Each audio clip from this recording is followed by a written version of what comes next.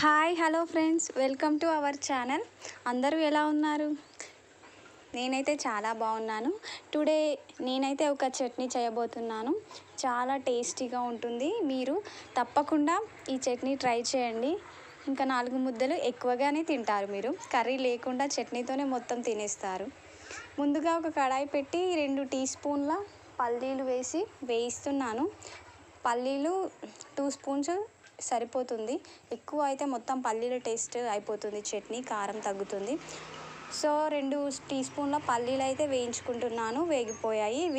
వేరే ఒక బౌల్లోకి తీసుకున్న తర్వాత మళ్ళీ కడాయి పెట్టేసి ఒక 2 టేబుల్ స్పూన్ ఆయిల్ వేసుకుందాం. ఆయిల్ వేసుకొని అందులో ఒక 10 to 15 పచ్చిమిర్చి, ఇంకా కట్ చేసి ఉంచుకున్న ఒక టమాటో, వీటన్నింటినీ ఆయిల్లో బాగా ఫ్రై అవ్వనివ్వాలి. ఈ విధంగా బాగా ఫ్రై చేసుకుందాం. చాలా తక్కువ క్వాంటిటీ అయితే నేను చేస్తున్నాను చట్నీ.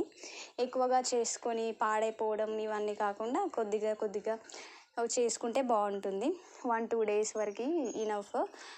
ఇక ఒక టమాటో అయితే కట్ చేసుకొని పచ్చిమిర్చిలో యాడ్ చేసుకుంటున్నాను.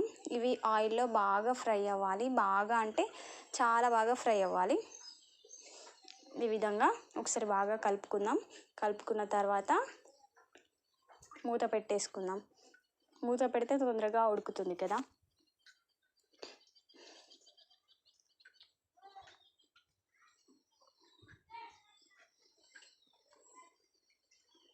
ఇవి ఉడకాలంటే ఒక 1/2 టేబుల్ స్పూన్ సాల్ట్ వేసుకోవాలి. సాల్ట్ వేసుకుంటే తొందరగా ఉడుకుతాయి.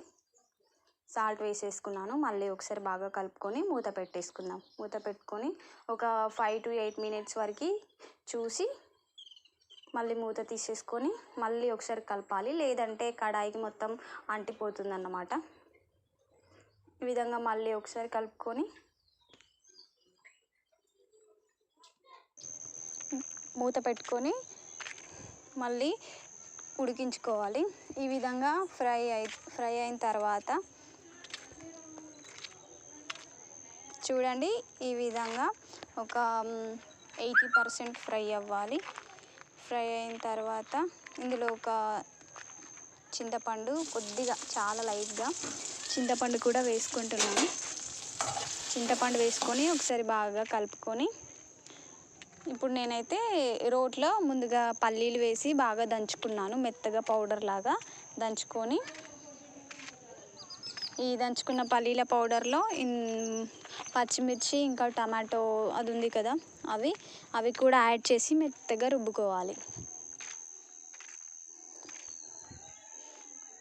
గ్రైండర్లో కంటే ఇలా రోటీ చట్నీ చాలా బాగుంటుంది. కచ్చా పచ్చగా దంచుకోవాలి. అంతే ఫ్రెండ్స్, ఎంతో టేస్టీగా ఉండే పచ్చిమిర్చి టమాటో చట్నీ రెడీ అయినట్టే. వేడివేడి అన్నంలో ఒక స్పూన్ చట్నీ వేసుకొని అదేవిధంగా కొద్దిగా నెయ్యి వేసుకొని తింటే చాలా టేస్టీగా ఉంటుంది. తప్పకుండా వీడియో నచ్చితే సబ్స్క్రైబ్ అయితే చేసుకోండి. చూడండి ఫ్రెండ్స్, ఈ విధంగా మెత్తగా అవ్వాలి.